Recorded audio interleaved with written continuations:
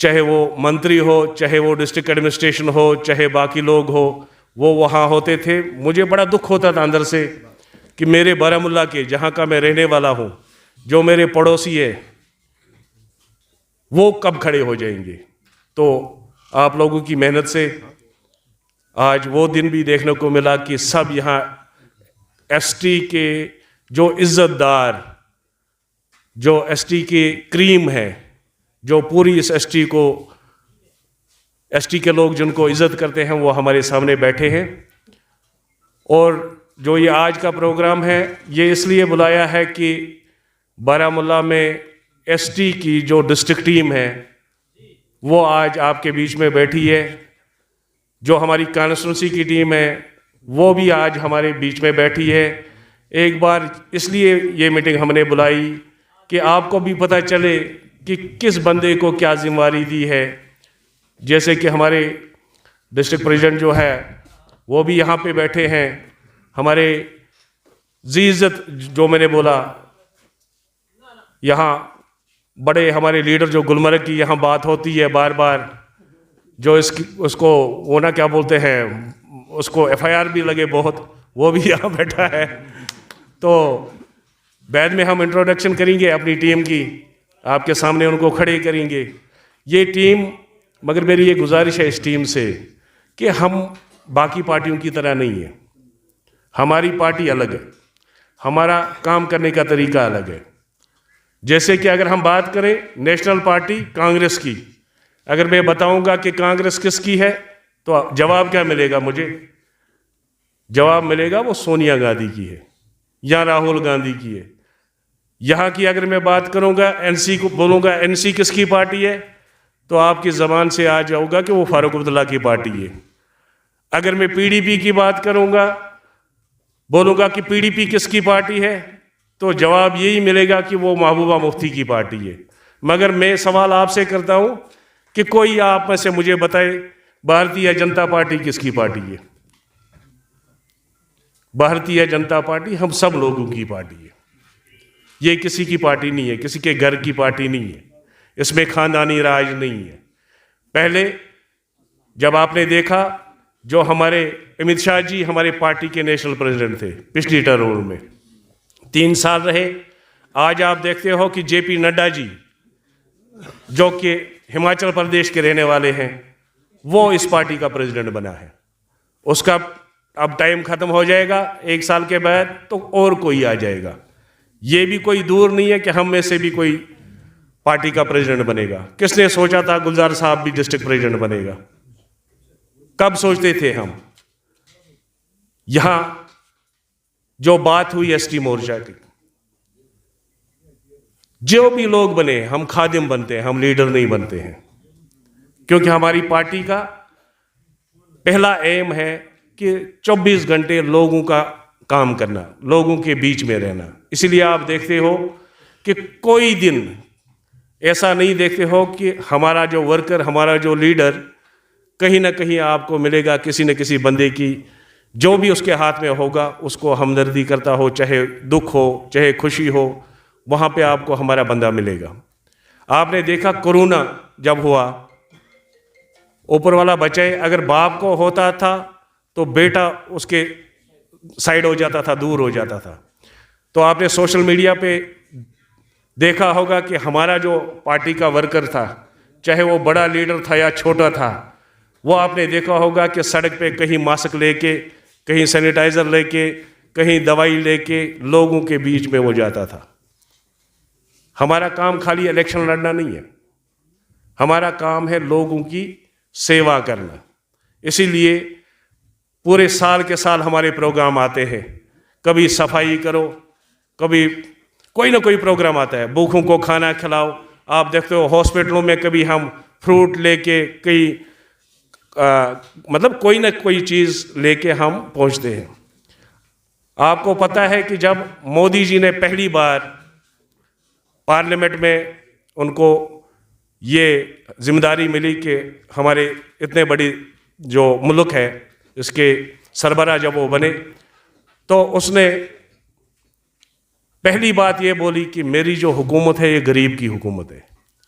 ये मजदूर की हुकूमत है, ये मुफलिस की हुकूमत है, ये उसकी हुकूमत है जहाँ तक आज तक इन 70 सालों में कोई नहीं पहुँचा, वहाँ तक मुझे पहुँचना है। जो सबसे पीछे बैठा हुआ व्यक्ति है वहाँ तक पहुँचना। जो मोदी जी ने काम किए ओवरऑल वो हम सबको पता है। आज आप देखते होंगे मोदी जी ने पहली बार एक कसम खाई थी कि 2 साल के अंदर अंदर हिंदुस्तान में ऐसी कोई जगह नहीं रहेगी जहां मैं बिजली नहीं पहुंचाऊंगा। और 12 दिन पहले मोदी जी ने वो मिशन कंप्लीट किया, जिसमें कुपवाड़ा में एक जगह है केरन, उन्होंने 70 साल के बाद बिजली देखी। अभी मैं गया था रिसेंटली वहाँ, उस दिन जिस दिन वहाँ बिजली वो स्विच डालना था। उसके बाद में आपको पता है कि रोडों की आप बात करोगे, हमारा जो ये रोड, मेन रोड जो अब नेशनल हाईवे बन गया, मुबारक है आप लोगों को। क्योंकि अगर तरक्की, तब तक कोई जगह, कोई इलाका तरक्की नहीं करता है जब तक उसको रास्ता ठीक ना हो। आप लोगों ने, आप जो यहाँ बैठे हैं, आप लोगों ने ही दिन रात खून पसीना बहाया और एमएलए आपने पैदा किए, डिप्टी सीएम भी आप लोगों ने बनाया, फाइनेंस मिनिस्टर भी आप लोगों ने बनाया, मगर शर्म है उन लोगों के लिए, वो अपना घर का रास्ता नहीं बना सके।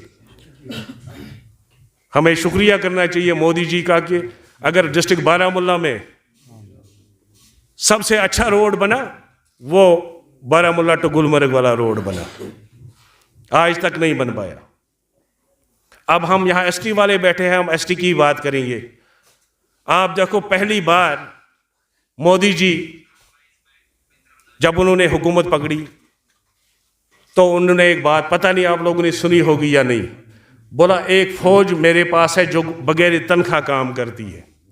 हम बोलते हैं ना एसटी वालों की दर्द क्यों है उसको, बोला एक फौज, पार्लियामेंट में उन्होंने ये स्पीच में बोला है, एक फौज मेरी वैसी है जो बगैर तनख्वाह देश की रखवाली करती है, हिफाजत करती है। वो कौन लोग हैं? वो गुज्जर लोग हैं, इनके लिए मुझे काम करना है। उन्होंने काम क्या शुरू किया वो आपको पता है। पहली बार हमारी एसटी का अब पंचायत में पंच जो है वो रिजर्व होता है, सरपंच जो होता है वो रिजर्व आपको मिलता है। आपने देखा डीडीसी इलेक्शन हुए, उसके लिए भी एसटी के लिए सीट रिजर्व हुई। डीडीसी चेयरमैन अनंतनाग में, उसके लिए भी सीट रिजर्व हुई। अभी असेंबली के इलेक्शन जब होंगे तो 9 सीटें जो है वो एसटी के लिए रिजर्व। आज तक भी एसटी के लोग जाते थे, मगर वो एसटी के नहीं थे, उनको बोलते थे ये एनसी वाला गया। जब आज जाएगा, आज रिजर्व उसकी चेयर पे लिखा होगा ये एसटी रिजर्व मंत्री है। अगर किसी कौम, वो तब गिनी जाती है जब वो पॉलिटिकली कहीं एग्जिस्ट करती हो। हमारी तो अभी तक पहचान ही नहीं थी। हम भी पंच बनते थे, सरपंच बनते थे, मगर एसटी के नहीं बनते थे ना। आज की डेट में जैसे यहाँ फॉरेस्ट राइट एक्ट की भी बात हुई,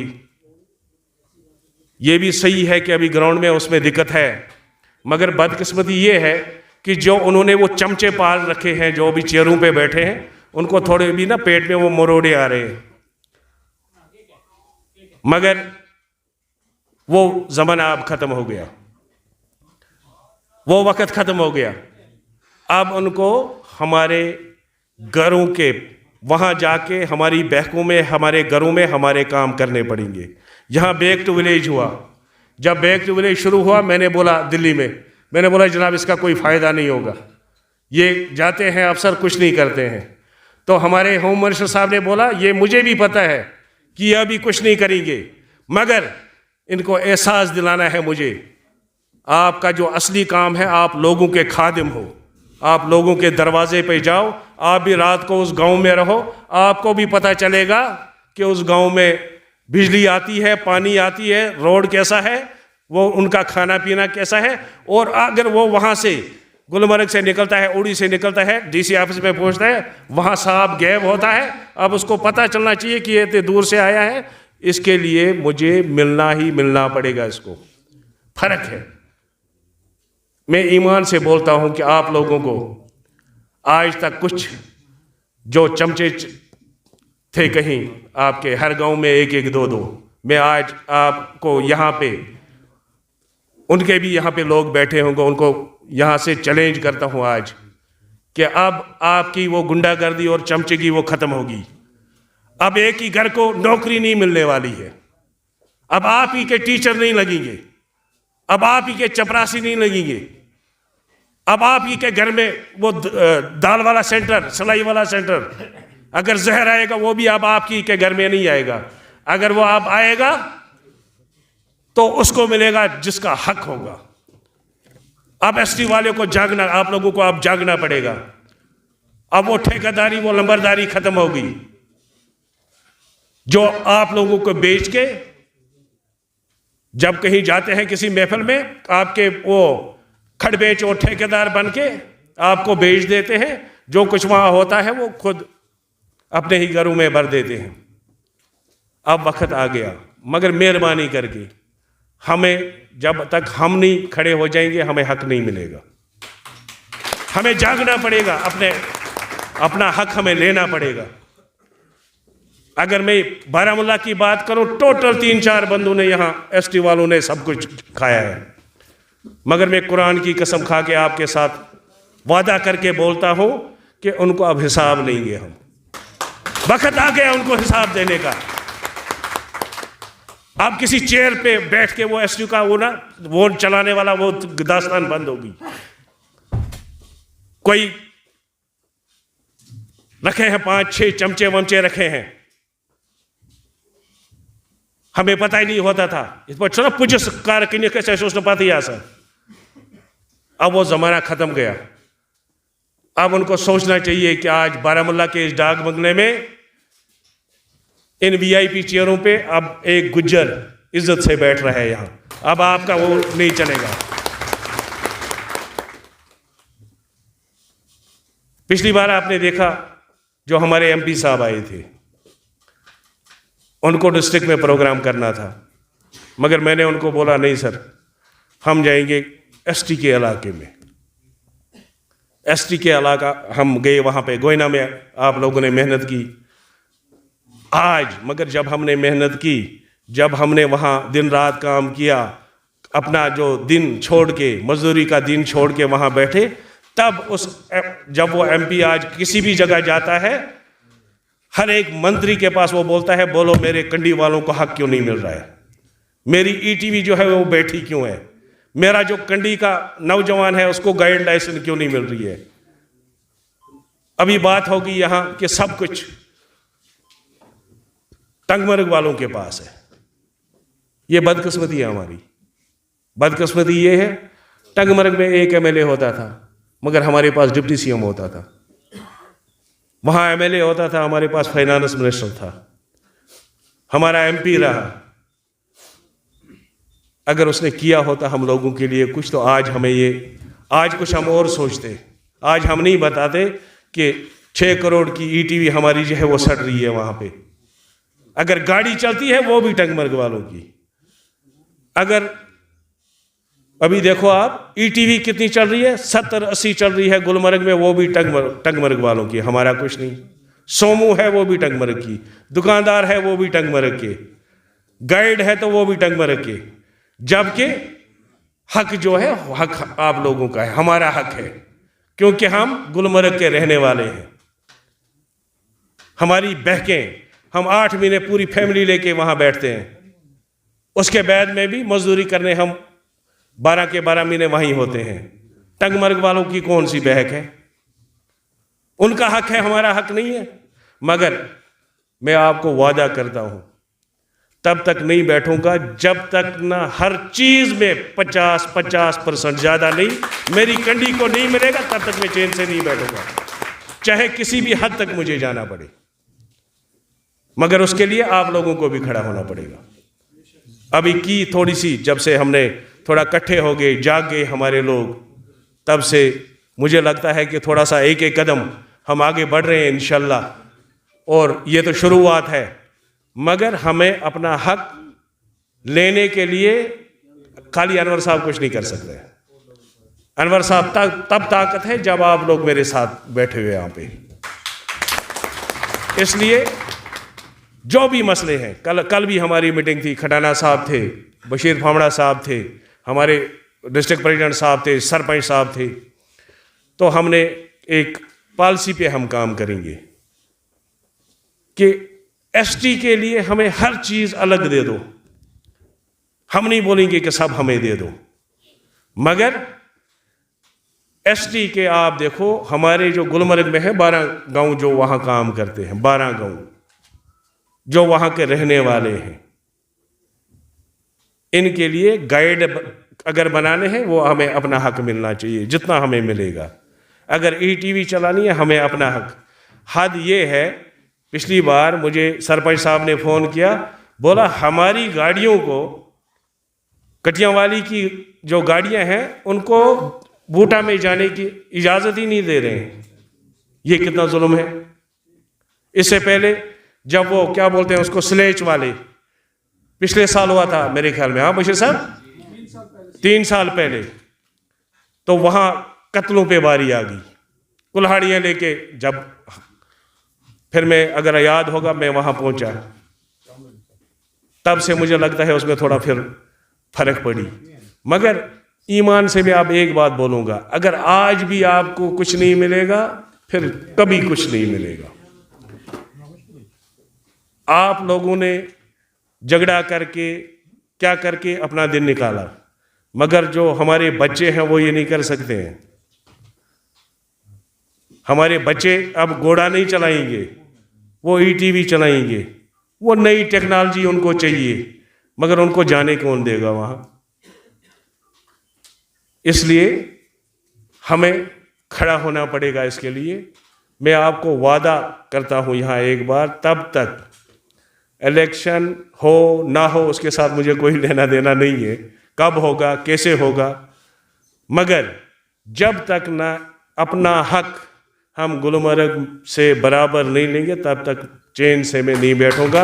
ये आपके साथ मैं वादा करता हूँ। मगर आप लोगों से भी मेरी रिक्वेस्ट है कि अब एक हो जाओ, छोड़ो, आप बहुत कुछ किया। कभी तो कटिया वालों ने बोला, मैं इनको मजाक करता हूँ, बोला ये एनसी वाले रिश्तेदार हैं हमारे, है ना, अब रिश्तेदारी मेहरबानी करके छोड़ो, है ना, अब अपने बच्चों के मुस्तकबिल के लिए सोचो, आप कर सकते हो। कल वो मुश्ताक साहब ने मुझे बोला जनाब, मैं उस पर बिठाया बंदा और मुझे कोई लड़का आया, उसने मुझे धक्का दिया है, चाचा दफा गस। अब ये बर्दाश्त नहीं होगा, वो ज़माना ख़त्म हो गया। मगर हमें, जब तक हम खड़े नहीं होंगे तब तक कुछ नहीं होने वाला है। मेहरबानी करो, खड़े हो जाओ आप। अभी बीच में वो उठाया, जब बोला पहाड़ियों को एसटी देंगे, कुछ हमारे निकले, नंगे पांव भी निकले। एसटी के लिए थोड़ी निकले, मुझे बताओ, खुदा के लिए। जो आपके यहाँ सब बैठे हैं गुजर लोग, पगड़ी मुझे एक भी नहीं दिख रही है। वो जब वो बैठते हैं, वो देखो वो कितनी नकलियाँ वो पगड़ियाँ लगा के आप लोगों को बेचते हैं। आज तो यहाँ पगड़ियाँ दिखनी चाहिए ना। मुझे बताओ ना, आज पगड़ियाँ कहाँ गई? उस पगड़ी का फायदा उठा के देखो क्या करते हैं। अब वो नकली पगड़ियाँ नहीं चलेगी। खड़े हो जाओ, खड़ा होना पड़ेगा आप लोगों को। मैं तो ये सोचता था आज एसटी का प्रोग्राम है, मुझे दिमाग में वही है, इधर बड़ी बड़ी पग लगा के लोग बैठे होंगे, यहाँ तो एक भी मुझे नहीं दिख रही है। एक ने बांधी थी, उसको बांधी नहीं आई, उसने वो बैग में डाल दी। अब असली गुजर वो है या ये है? मुझे बताना आप। इसलिए बहुत आप लोगों ने बहुत देश, मैंने बोला, मोदी जी ने बोला कि देश भगत लोग जो हैं वो गुजर है। एक बात सोचो कि गुजर जो है वो बॉर्डरों पे ही क्यों होते हैं, वो शहरों में क्यों नहीं है? कभी सोचिए ये बात कि गुजर हमारा बॉर्डर पे ही क्यों होता है। करना जाओ वहां भी गुजर मिलेगा, बॉर्डर पे उड़ी जाओ वहां भी गुजर मिलेगा, गुलमर्ग एरिया जाओ, जहां भी, पुलिस रजौरी जहां भी जाओगे, क्यों है गुजरी? गुजरों को बसाया गया है बॉर्डर पे। कुछ लोग बोलते हैं इनको मवेशी थे तभी रखा वहां, और मवेशी तो यहां से भी पालते हैं, कश्मीरी के मवेशी नहीं पालते हैं। आपसे ज्यादा है ना उनके पास मवेशी, उसलिए नहीं रखा है। ये रखा है कि ये वफादार है इस देश के, ये इस देश की रखवाली करेंगे, इसलिए उनको वहाँ पे बिठाया था। मगर पिछली हुकूमतों ने हमें किया इस्तेमाल, जिंदाबाद मुर्दाबाद। जब कटियांवाली एनसी का जलसा होता था, मैं छोटा होता था, ये अपनी जो माँ बहनें हैं उनकी वो साड़ियाँ भी लाते थे तो बांधते थे दीदारों को, वैसा कहना 2-4 बांध के। क्या क्या नहीं किया हम लोगों ने, मगर दिया क्या उन्होंने आज तक। अब जैसे यहाँ जो हमारी टीम बनी है,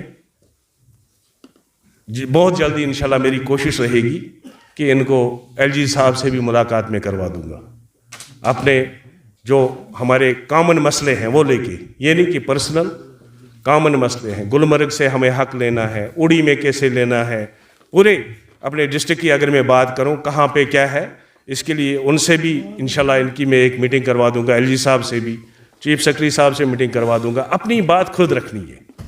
जब आप किसी, आज तक जो मैंने पहले आपको बोला, जब हमारी मीटिंग होती है, जब वहाँ एसटी वाला था ही नहीं, हमें क्या पता चलेगा?